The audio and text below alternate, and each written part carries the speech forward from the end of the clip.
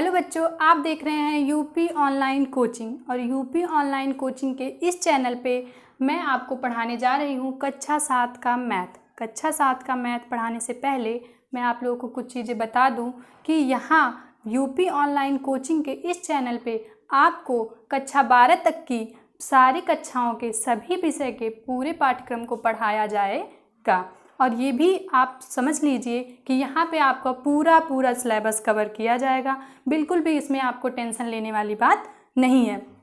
तो आज मैं आप लोगों को पढ़ाऊँगी कक्षा 7 का मैथ। कक्षा 7 का मैथ पढ़ाने से पहले मैं आप लोगों को बता दूँ कि कक्षा 7 का सिलेबस क्या है, इसके सिलेबस के बारे में कुछ और भी चीज़ें हैं जिसे मैं बताना चाहूँगी। और हाँ, एक बात और कि मैं यहाँ पे हर चैप्टर्स के 2 वीडियो लेके आऊँगी। 2 वीडियो में पहले वीडियो में मेरा पूरे चैप्टर को समझाया जाएगा कि इसमें क्या है, परिमेय संख्याएं होती क्या हैं, इसके पूरे बारे में, इसमें और क्या क्या चीज़ें हैं। और नेक्स्ट चैप्टर में मैं आपको पूरे न्यूमेरिकल के बारे में समझाऊंगी। मतलब पहले जो पहला वीडियो होगा उसमें मैं पूरी थियरी कवर करूंगी एंड सेकंड वीडियो में मैं पूरा न्यूमेरिकल कवर करूंगी। और आप बिल्कुल टेंशन मत लीजिएगा कि 2 वीडियो 3 वीडियो पढ़ने के बाद लोग वीडियो नहीं डालते हैं, ऐसा कुछ यहाँ पे नहीं होगा। यहाँ पे पूरा सिलेबस कवर किया जाएगा, आप लोग बस आराम से पढ़िए। और हाँ, एक बात और बता दूँ कि यहाँ पे जो वीडियो पढ़ रही है ये कोई भी कॉस्ट इसका नहीं लगेगा, ये फ्री ऑफ कॉस्ट है। यहाँ पे आप लोग आराम से, चाहे वो प्रदेश के बच्चे हों या देश के बच्चे हों, कोई भी बच्चे यहाँ पे पढ़ सकते हैं। तो स्टार्ट करते हैं कक्षा 7 का गणित। उसमें पहला चैप्टर है हमारा परिमेय संख्या। और कक्षा 7 के मैथ के बारे में आपको बताऊं तो सिलेबस में हमारा पूरा 12 चैप्टर है। 12 चैप्टर के बारे में मैं ज़्यादा डिटेल में चर्चा नहीं करूंगी, उसके बारे में आप लोग अपनी बुक से देख लीजिएगा। तो पहले हम लोग स्टार्ट करेंगे परिमेय संख्या। परिमेय संख्याएँ होती क्या हैं इसके बारे में मैं आपको बताती हूँ। तो मैं आपको पहले बता दूं कि परिमेय संख्या वाले चैप्टर में हमको पढ़ना है परिमेय संख्या, समतुल्य परिमेय संख्या, क्रमायोजन, आरोही क्रम, अवरोही क्रम। क्रमायोजन में ही है आरोही क्रम और अवरोही क्रम। उसके बाद आता है आपका नेक्स्ट सरलतम रूप। ये हमारा पूरा क्या है, सिलेबस में है। ये सिलेबस पढ़ने से पहले मुझे कुछ चीज़ें और बतानी जरूरी हैं, जैसे प्राकृतिक संख्या क्या होती है, पूर्ण संख्या क्या होती है, भिन्न क्या है, निरपेक्ष मान क्या है, सरलतम रूप क्या है, मैसे क्या है, लैसे क्या है, अंश क्या है, हर क्या है, चिन्ह क्या होता है, समान होता है और असमान होता है। लेकिन ये सब बताने से पहले मैं आपको एक चीज़ और बताऊं कि अगर मैं ये नहीं पढ़ाऊंगी आपको तो ये चैप्टर आपको अच्छे से समझ में ही नहीं आएगा। इसलिए मुझे ये पढ़ाना ज़रूरी है। सिलेबस को पढ़ने से पहले मैं आप लोगों को कुछ ये चीज़ें, मेरा ऐसा मानना है कि ये चीज़ें आप लोगों को जाननी ज़रूरी हैं, क्योंकि जब तक आप लोग इसे नहीं पढ़ेंगे तब तक आप लोग इस सिलेबस के बारे में ज़्यादा अच्छे से समझ नहीं पाएंगे। वैसे तो आप लोग कक्षा 6 में इन सब चीज़ों के बारे में पढ़ चुके होंगे, जैसे आपका प्राकृतिक संख्या है, पूर्ण संख्या है, भिन्न है, निरपेक्ष मान है, सरलतम रूप है, मैसे है, लैसे है, अंश हर है, चिन्ह है। चिन्ह 2 तरह के होते हैं, यहाँ पे एक समान चिन्ह होता है, एक असमान चिन्ह होता है। तो ये सब चीज़ें आप लोगों को पढ़नी ज़रूरी हैं, क्योंकि जब तक आप लोग इसे नहीं पढ़ेंगे तब तक आप लोग इसको नहीं समझ पाएंगे। तो इसको मैं ज़्यादा डिटेल में नहीं पढ़ाऊँगी, बस थोड़ा थोड़ा बता देती हूँ, क्योंकि पिछले क्लास में आप लोग पढ़ चुके हैं। स्टार्ट करते हैं प्राकृतिक संख्याएँ क्या होती हैं। ये जो सिलेबस है इसे तो मैं पढ़ाऊँगी ही, लेकिन उससे पहले मैं इसे आपको बता देती हूँ अच्छे से। तो पहला हमारा क्या है, प्राकृतिक संख्या। प्राकृतिक संख्याएं होती क्या हैं मैं आपको बताऊं। प्राकृतिक संख्याएं जैसे 1, 2, 3, 4 डॉट इनफिनिट। 1, 2, 3, 4 ये सब हमारी क्या होती हैं, प्राकृतिक संख्याएं होती हैं। अब पूर्ण संख्याएं क्या होती हैं। प्राकृतिक संख्याओं में अगर हम लोग 0 ऐड कर दें, 0, 1, 2, 3, 4 डॉट इनफिनिट, मतलब अगर हम लोग प्राकृतिक संख्या में पूर्ण संख्या बनाने के लिए प्राकृतिक संख्या में अगर हम लोग 0 को ऐड कर दें तो वो क्या बन जाती हैं, पूर्ण संख्या बन जाती है। तो ये हमारा हो गया प्राकृतिक संख्या, ये हो गया पूर्ण संख्या। प्राकृतिक संख्या क्या होती है, 1, 2, 3, 4 ये हमारी क्या होती है, प्राकृतिक संख्या होती हैं। पूर्ण संख्या क्या होती है, प्राकृतिक संख्या में जब हम लोग 0 को ऐड कर देते हैं तो क्या बन जाती हैं, पूर्ण संख्या। 0, 1, 2, 3, 4 डॉट ये सब हमारी क्या होती हैं, पूर्ण संख्याएं होती हैं। अब देखिए प्राकृतिक संख्या की परिभाषा क्या होती है। गिनती की संख्याओं को क्या कहते हैं, प्राकृतिक संख्या कहते हैं। अब मैं लिखूंगी नहीं यहाँ पे ज़्यादा, आप लोग लिख लीजिए गिनती की संख्याओं को प्राकृतिक संख्या कहते हैं। गिनती की संख्याओं को प्राकृतिक संख्या कहते हैं। हो गया बच्चों, तो प्राकृतिक संख्या हो गया। नेक्स्ट है हमारा पूर्ण संख्या। पूर्ण संख्या की परिभाषा क्या होगी? पूर्ण संख्या मतलब ये होती है प्राकृतिक संख्या में जब हम लोग जीरो को ऐड कर देते हैं, यानी कि जीरो को जोड़ देते हैं। जोड़ देते हैं का मतलब जैसे जीरो इसमें ऐड नहीं किया गया था, लेकिन इसमें हम लोग क्या करेंगे, जीरो को ऐड कर दे रहे हैं, तो वो हमारी क्या बन जा रहा है, इस परिवार को हम लोग क्या बोलेंगे, पूर्ण संख्या। जब हम लोग प्राकृतिक संख्या में जीरो को ऐड कर देते हैं तो वो हमारा क्या बन जाता है, पूर्ण संख्या बन जाता है। प्राकृतिक संख्या तो हमने आपको बताया ही है कि गिनती की संख्याओं को क्या कहते हैं, प्राकृतिक संख्या कहते हैं। और गिनती की संख्याओं में जब हम लोग जीरो को ऐड कर देते हैं तो क्या बन जाता है, पूर्ण संख्या बन जाता है। अब हमारा अगला क्या आता है, भिन्न। भिन्न क्या होता है, भिन्न ऐसी चीज़ें होती हैं जिनको हम लोग अंश बटे हर के रूप में लिख सकते हैं। ऐसी संख्याएं जिनको हम लोग अंश बटे हर के रूप में लिख सकते हैं, ऐसी संख्याएं जिनको हम लोग अंश बटे हर के रूप में लिख सकते हैं, वो क्या कहलाती हैं, भिन्न कहलाती हैं। जैसे 2/3, 4/5, 6/7, कुछ भी हो सकती हैं। यहाँ पे संख्याएं हमारी कुछ भी हो सकती हैं, ठीक है। तो अंश बटे हर के रूप में जिसे हम व्यक्त कर सके वो हमारी क्या कहलाती हैं, भिन्न कहलाती हैं। भिन्न जो होता है वो हमेशा हमारा अंश और हर के रूप में ही होता है। अब अगला हमारा क्या आता है, निरपेक्ष मान। निरपेक्ष मान क्या होता है, निरपेक्ष मान हमारा कभी भी ऋणात्मक नहीं होता है। ऋणात्मक का मतलब कोई भी संख्या ऐसी जो माइनस में हो वो क्या कहलाती है, ऋणात्मक संख्या कहलाती है। अब इतना मैं नहीं बताऊंगी ज़्यादा डिटेल में क्योंकि बहुत ज़्यादा सिलेबस कवर करना है, तो यहाँ पे बस इतना ही बताऊंगी कि निरपेक्ष मान हमारा कभी भी ऋणात्मक नहीं होता है। और निरपेक्ष मान जो होता है वो हमेशा हमारा क्या होता है, धनात्मक होता है। जैसे 3, 4, 46 कुछ भी हो सकता है। और अगर हम यहाँ पे लिख दें -2, अगर हम बोलें इसका निरपेक्ष मान क्या होगा, तो इसका निरपेक्ष मान हमारा 2 होगा। अगर हम लिखें -3 तो इसका निरपेक्ष मान क्या होगा, 3 होगा। निरपेक्ष मान हमारा कभी भी माइनस नहीं होता। अगर कोई संख्या माइनस में है तो उसमें माइनस से मल्टीप्लाई करके उसको हम लोग प्लस बना देते हैं, पॉजिटिव बना देते हैं, वो हमारा क्या बन जाता है, निरपेक्ष मान। मेरे हिसाब से आप लोगों को निरपेक्ष मान समझ में आया होगा। अब हम लोग आते हैं सरलतम रूप पे। सरलतम रूप क्या होता है, सरलतम रूप ये होता है किसी भी चीज़ को छोटे से छोटे रूप में जितना भी तोड़ के, जितना भी छोटा करके आप लिख सके, वही क्या होता है, उसका सरलतम रूप होता है। किसी भी चीज़ को हम लोग 2 तरीके से लिख सकते हैं, एक कठिन तरीके से और एक आसान तरीके से। अगर हम लोग उसे कठिन तरीके से लिखेंगे तो हमें समझने में भी दिक्कत होगी और पढ़ने में भी दिक्कत होगी। तो इसीलिए किसी भी कठिन चीज़ को जब हम सरल रूप में लिख देते हैं तो वो हमारा क्या कहलाता है, सरलतम रूप, जिससे हमें पढ़ने में, हमें समझने में क्या हो, आसानी हो। इसीलिए हम लोग सरलतम रूप में किसी भी संख्या को या भी किसी भी चीज़ को लिखते हैं। सरलतम रूप का मैं आपको एक उदाहरण दे दूं, जैसे लिखा है 5/10।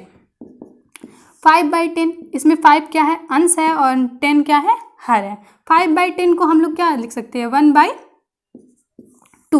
1/2 इसको क्यों लिख सकते हैं, क्योंकि 5 जो है, 5 से ये 10 क्या हो जाएगा, कट जाएगा, तो यहाँ पे ये हो जाएगा। जैसे इसको हम लोग लिखते हैं 5/5 × 2, तो 5 से 5 यहाँ कैंसिल आउट हो जाएगा, यहाँ पे क्या बच जाएगा, 1/2। अब यहाँ पे लिखा हुआ था 5/10, तो 5/10 हमें ज़्यादा पढ़ने में आसान है या 1/2? 1/2, क्योंकि ये मुझे देखने में ज़्यादा सिंपल लग रहा है, ये देखने में थोड़ा टफ लग रहा है। तो किसी भी चीज़ को जब हम लोग सरलतम रूप में लिख देते हैं तो वो क्या कहलाता है, सरलतम रूप। किसी भी चीज़ को जितना ही आसान रूप में लिख लें वो हमारा उतना ही क्या कहलाएगा, सरलतम रूप। तो ये हो गया आपका। नेक्स्ट आता है आपका मैस है। मैस है और लेस है। मैस है क्या होता है और लेस है क्या होता है, हम जानते हैं। मैस है जो होता है वो हमारा होता है HCF, एंड लेस है जो होता है वो हमारा होता है LCM। अब मैं आपको यहाँ ज़्यादा नहीं बताऊँगी क्योंकि पिछले क्लास में आप लोग LCM और HCF के बारे में पढ़ चुके होंगे। पिछले क्लासों में आप लोग LCM और HCF के बारे में पढ़ चुके होंगे, यहाँ मैं ज़्यादा नहीं बताऊँगी, बस एक एग्जाम्पल लेके आपको समझाती हूँ कि लेस है और मैस है होता क्या है, क्योंकि आगे चैप्टर में हमें ये काम आने वाला है, तो आपको ये जानना बहुत ही ज़रूरी है।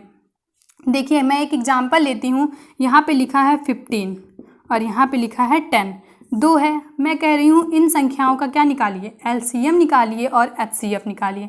तो पहले यहाँ पे 15 का मल्टीप्लाई निकालिए, गुणज निकालिए। इसका कैसे निकालेंगे, इसको कट करिए। इसको कैसे कट करेंगे, इसको कट करेंगे पहले 2 से, तो 2 से तो कट होगा नहीं 15, तो अब हम किससे कट करेंगे, 3 से। तो कितनी बार जाएगा, 3 5 जा 15। अब हम लोग कट करेंगे 2 से, तो 2 से तो कट होगा नहीं, फिर 3 से ट्राई करेंगे, 3 से भी नहीं कट होगा। 4 से ट्राई करेंगे, 4 से भी नहीं कट होगा। अब हम लोग किससे ट्राई करेंगे, 5 से, तो ये 5 से कट जाएगा। कितनी बार जाएगा, 1 टाइम्स।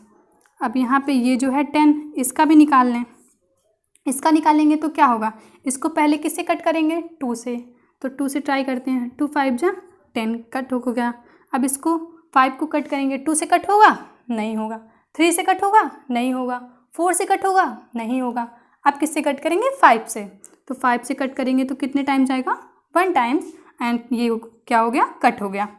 अब इसका अगर हम निकालते हैं, ये हो गया 3 × 5 और इसका हो गया 2 × 5।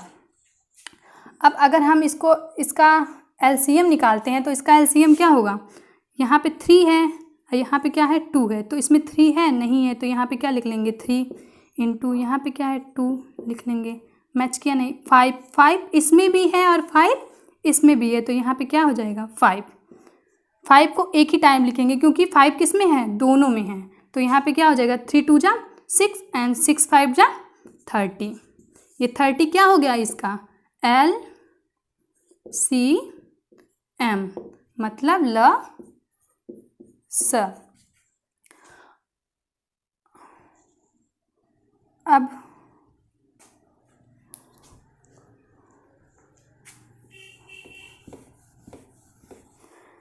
इसका और इसका हमको क्या निकालना है, HCF निकालना है। HCF कैसे निकालेंगे, HCF मतलब होता है हाईएस्ट कॉमन फैक्टर, जो दोनों में क्या हो, सेम हो।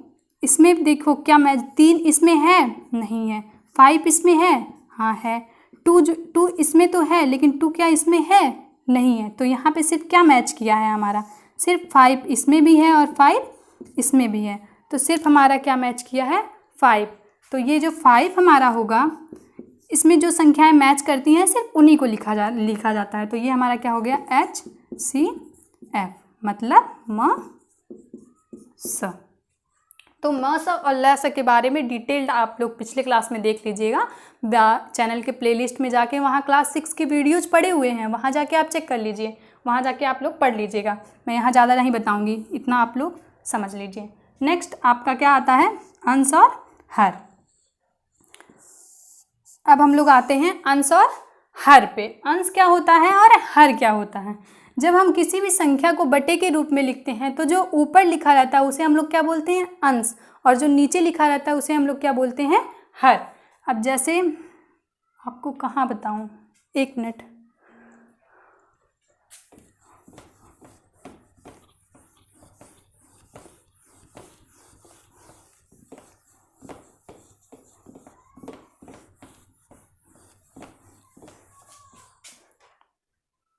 अंश और, अब हम आते हैं अंश और हर पे। अंश क्या होता है और हर क्या होता है। किसी भी संख्या को जब हम बटे के रूप में लिखते हैं तो जो ऊपर लिखी होती है संख्या उसे हम लोग क्या कहते हैं, अंश, और जो नीचे संख्या लिखी होती है उसे हम लोग बोलते हैं हर। जैसे अगर लिखा है 2/3 तो इसमें जो वो ऊपर वाली संख्या है इसको हम लोग बोलेंगे अंश, और जो नीचे वाली संख्या है इसको हम लोग बोलेंगे हर। इसे बोलते हैं अंश और इसे बोलते हैं हर। अब हम लोग आते हैं चिन्ह पे कि हाँ चिन्ह क्या होता है। चिन्ह तो ऐसे कई तरीके के होते हैं, लेकिन हम लोगों को यहाँ पे सिर्फ मैथमेटिकल चिन्ह के बारे में पढ़ना है, मैथमेटिकल साइन के बारे में पढ़ना है। उसमें सिर्फ 2 साइन के बारे में पढ़ना है, positive and negative. Positive sign मतलब प्लस, मतलब धनात्मक, एंड नेगेटिव मतलब होता है ऋणात्मक। इन 2 साइन के बारे में हमें पढ़ना है क्योंकि मेनली यही यूज होते हैं। तो अभी क्या है, चिन्ह हमारे दो तरीके के हैं, एक समान चिन्ह और दूसरा असमान चिन्ह। तो अब समान चिन्ह क्या होते हैं और असमान चिन्ह क्या होते हैं? अगर कहीं भी प्लस और प्लस लिखा है, मतलब दो एक तरीके के चिन्ह लिखे हैं, यहाँ पे भी प्लस लिखा हो और यहाँ पे, मतलब दोनों संख्याओं में प्लस प्लस लिखा हो, तो वो क्या कहलाएगा? समान चिन्ह कहलाएगा। और अगर यही प्लस माइनस लिखा हो तो ये क्या कहलाएगा? असमान चिन्ह कहलाएगा। मतलब एक जैसा नहीं है, ये दोनों क्या है? अलग अलग है। एक जैसा लिखा हो तो वो क्या कहलाएगा? समान चिन्ह कहलाएगा। एक जैसा नहीं लिखा हो तो वो क्या कहलाएगा? असमान चिन्ह कहलाएगा। तो अब देखिए, ज़रूरी नहीं है कि यहाँ प्लस और प्लस ही होगा समान चिन्ह में। अगर कहीं पे माइनस और माइनस लिखा है तो ये भी क्या कहलाएगा? समान चिन्ह ही कहलाएगा, क्योंकि दोनों क्या है? एक जैसे हैं। जहाँ पे एक जैसे चिन्ह मिल जाएं वो क्या कहलाएंगे? समान चिन्ह। जहाँ विपरीत चिन्ह मिल जाएं वो क्या कहलाएंगे? असमान चिन्ह। जैसे एग्जाम्पल में मैं एक आपको बता दूँ, जैसे लिखा है -2/3, तो -2/3 में ऊपर क्या है? अंश में माइनस है और हर में क्या है? प्लस है। तो यहाँ पे क्या है? असमान चिन्ह है। अगर यहीं पे ये भी माइनस होता तो ये दोनों क्या हो जाता? एक जैसा चिन्ह हो जाता। तो ये क्या बन जाता? समान चिन्ह बन जाता। तो आपको समझ में आ गया होगा कि समान चिन्ह क्या होते हैं और असमान चिन्ह क्या होते हैं। लोग आते हैं मुख्य सिलेबस पे, जो हमारा मेन सिलेबस है परिमेय संख्या में, जो पहले चैप्टर में हम लोग का मेन सिलेबस है उस पर हम लोग आते हैं। ये तो पीछे की चीज़ें थी, ये पढ़ना थोड़ा सा ज़रूरी था, इसलिए मैंने इसके बारे में थोड़ा सा बता दिया। अब आता है मेन ये परिमेय संख्या, इसके बारे में हम लोग अब पढ़ेंगे। तो पहले हम लोग शुरू करते हैं परिमेय संख्या कि परिमेय संख्याएँ होती क्या हैं। परिमेय संख्याएँ, तो मैं पहले आप लोगों को बताती हूँ परिमेय संख्या की परिभाषा कि परिमेय संख्या की परिभाषा क्या होती है। ऐसी संख्याएं जिसको हम लोग P/Q के रूप में लिख सकते हैं वो क्या कहलाती हैं? परिमेय संख्याएं कहलाती हैं। जैसे मैं आप लोगों को बता दूँ एक बार और परिभाषा, ऐसी संख्याएं जिनको P/Q के रूप में, P/Q मतलब P/Q, P क्या होगा? अंश होगा और Q क्या होगा? हर होगा। मतलब P/Q के रूप में लिखा जा सके वो क्या कहलाती हैं? परिमेय संख्याएं कहलाती हैं। इसकी डिफिनेशन आप लोग लिख लीजिएगा। ऐसी संख्याएं जिनको P/Q के रूप में लिखा जा सके वो क्या कहलाती हैं? परिमेय संख्याएं कहलाती हैं।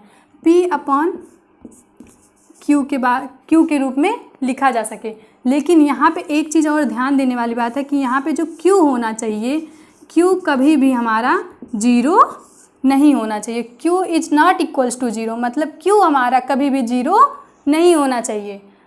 ऐसी संख्याओं को हम लोग क्या कहते हैं? परिमेय संख्या कहते हैं। अब परिमेय संख्या कितने तरह की होती हैं? दो तरह की होती हैं। एक होती है धनात्मक परिमेय संख्या और एक होती है ऋणात्मक परिमेय संख्या। एक होती है धनात्मक परिमेय संख्या और दूसरी होती है ऋणात्मक परिमेय संख्या। आइए हम लोग जानते हैं कि अब धनात्मक परिमेय संख्याएं क्या होती हैं और ऋणात्मक परिमेय संख्याएं क्या होती हैं।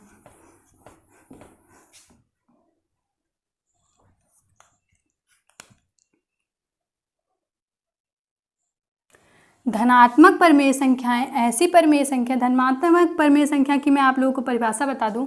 धनात्मक परिमेय संख्याएं ऐसी परिमेय संख्याएं होती हैं जिनमें अंश और हर के चिन्ह क्या होते हैं? समान होते हैं। अंश और हर के बारे में हम आपको पीछे बता चुके हैं, समान और असमान चिन्ह के बारे में भी पीछे बता चुके हैं। तो यहाँ पे देखिए, धनात्मक परिमेय संख्याएं ऐसी संख्याएं होती हैं जिनमें अंश और हर के चिन्ह क्या होते हैं? समान होते हैं। जैसे 3/4, -2/-3, ये हमारा क्या है? ये हमारा क्या है? धनात्मक परिमेय संख्या है। धनात्मक परिमेय संख्या में अंश और हर के चिन्ह क्या होते हैं? समान होते हैं। मतलब अगर ऊपर माइनस है तो नीचे भी माइनस होना चाहिए, ऊपर प्लस है तो नीचे भी प्लस होना चाहिए। परिमेय संख्या 2/3, P/Q, जिनको हम लोग P/Q के रूप में लिख सकते हैं वो क्या कहलाती हैं? परिमेय संख्या कहलाती हैं। परिमेय संख्याएं दो तरह की होती हैं, धनात्मक परिमेय संख्या और ऋणात्मक परिमेय संख्या। अब धनात्मक परिमेय संख्या ऐसी संख्या होती हैं जिनको अंश बटे हर के रूप में, धनात्मक परिमेय संख्याओं में अंश और हर के चिन्ह क्या होते हैं? समान होते हैं। और ऋणात्मक परिमेय संख्या, अब ये हो गया धनात्मक परिमेय संख्या। ऋणात्मक परिमेय संख्या, ऋणात्मक परिमेय संख्या क्या होती हैं? जिसमें अंश और हर अंश और हर के चिन्ह समान नहीं होते हैं। जैसे -2/3, 4/-6। ऋणात्मक परिमेय संख्याएं ऐसी परिमेय संख्याएं होती हैं जिनमें अंश और हर के चिन्ह क्या होते हैं, समान नहीं होते हैं। अंश में यहाँ पे देखिए, यहाँ -2/3 में क्या है, यहाँ माइनस, यहाँ ऊपर माइनस है और नीचे प्लस है, तो ऊपर क्या है, माइनस है और नीचे प्लस है। ये दोनों चिन्ह समान नहीं है, असमान चिन्ह है, इसलिए ये क्या है, ऋणात्मक परिमेय संख्या है। यहाँ पे क्या है, 4/-6 में यहाँ पे ऊपर प्लस है और नीचे माइनस है, तो यहाँ पे ऊपर प्लस और नीचे माइनस मतलब समान चिन्ह नहीं है, इसलिए ये क्या है, ऋणात्मक परिमेय संख्या। ऐसे ही आप लोग पहचान सकते हैं कि धनात्मक परिमेय संख्या क्या होती है और ऋणात्मक परिमेय संख्या क्या होती है। धनात्मक परिमेय संख्या है ऐसी संख्या जिसमें अंश और हर दोनों में क्या होंगे, चिन्ह समान होंगे, और ऋणात्मक परिमेय संख्या में क्या होंगे, चिन्ह विपरीत होंगे। समान मतलब एक जैसे, विपरीत मतलब एक दूसरे के अपोजिट, मतलब एक जैसे नहीं होंगे। तो यहाँ पे आप लोग देख लिए। अब हम लोग आएंगे, अब हम लोग पढ़ेंगे समतुल्य परिमेय संख्या। समतुल्य परिमेय संख्या आखिर होती क्या है। समतुल्य मतलब उसी के समान, समतुल्य मतलब उसी के समान। परिमेय संख्या मतलब क्या, जिसको हम लोग P/Q के रूप में लिख सकते हैं। तो ऐसी संख्या, ऐसी समान, उसी के समान संख्या जिसको हम P/Q के रूप में लिख सकते हैं, क्या कहलाएगी, समतुल्य परिमेय संख्या। तो जैसे मैं आपको बताऊं, यहाँ पे एक एग्जाम्पल समझाती हूँ आपको। जैसे लिखा है 2/3, ये हमारी क्या है, एक परिमेय संख्या। अब इसके समतुल्य परिमेय संख्या जब लिखना होगा,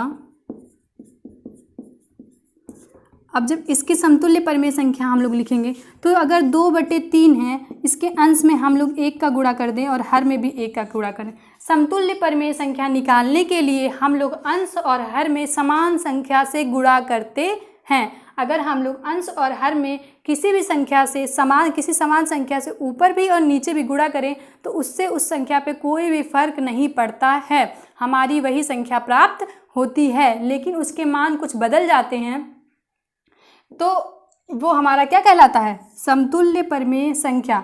अब समतुल्य परिमेय संख्या निकालने के लिए अगर 2 में 1 का गुणा कर दे तो ये 2 ही होगा और ये 3 ही होगा, तो ये क्या हो जाएगा, 2/3। ये तो वही संख्या हमें मिल गई। अगर हम ऐसे ही 2/3 में ऊपर भी 2 का गुणा करें और नीचे भी 2 का गुणा करें, तो हमें क्या मिल जाएगा, 4/6। ये 4/6 क्या है, 2/3 की समतुल्य परिमेय संख्या है। ऐसे ही 2/3 में हम लोग 3 का भी गुणा कर सकते हैं ऊपर नीचे, तो ये क्या हो जाएगा, 6/9। ये सब क्या है, इसकी समतुल्य परिमेय संख्या। ऐसे ही हम लोग यहाँ पे किसी उस संख्या में, इस परिमेय संख्या में ऊपर और नीचे किसी भी संख्या से गुणा कर सकते हैं, वो हमारा क्या होगा, समतुल्य परिमेय संख्या प्राप्त होगी। अब हम लोग आते हैं क्रमायोजन पे। क्रमायोजन होता क्या है, क्रमायोजन मतलब क्रमों का आयोजन। क्रमों का आयोजन 2 तरीके से हो सकता है, एक बढ़ते क्रम में और दूसरा घटते क्रम में। तो यहाँ पे 2 तरीके से है, एक आरोही क्रम और दूसरा अवरोही क्रम। आरोही मतलब होता है बढ़ते क्रम में और अवरोही मतलब होता है घटते क्रम में। आरोही मतलब बढ़ते क्रम में, मतलब आरोही क्रम में लिखने का मतलब ये है, पहले सबसे छोटी संख्या, फिर उससे बड़ी संख्या, फिर उससे बड़ी संख्या, फिर उससे बड़ी संख्या, फिर उससे बड़ी संख्या। जैसे हम लोग सीढ़ी पे चढ़ते हैं तो पहले सबसे छोटी, फिर उससे बड़ी, फिर उससे बड़ी, फिर उससे बड़ी, फिर उससे बड़ी, और अवरोही मतलब होता है घटते क्रम में, मतलब पहले सबसे बड़ी संख्या, फिर उससे छोटी संख्या, फिर उससे छोटी संख्या, फिर उससे छोटी संख्या। जैसे मैं आप लोगों को समझा दूँ थोड़ा सा आरोही और अवरोही को।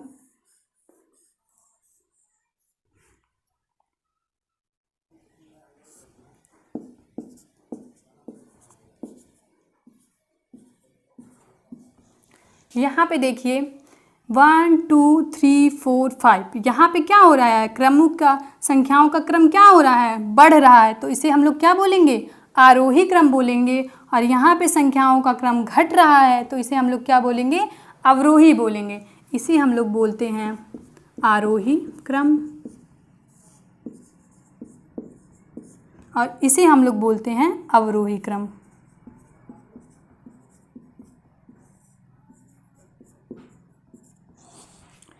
बढ़ते हुए क्रम को हम लोग बोलते हैं आरोही क्रम और घटते हुए क्रम को हम लोग बोलते हैं अवरोही क्रम। एग्जाम्पल लेके आप लोग समझ लीजिएगा। यहाँ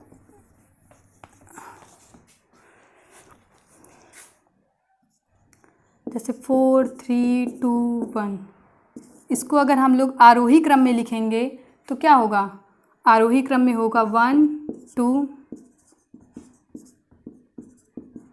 आरोही क्रम में होगा 1 2 3 4, और अवरोही क्रम में होगा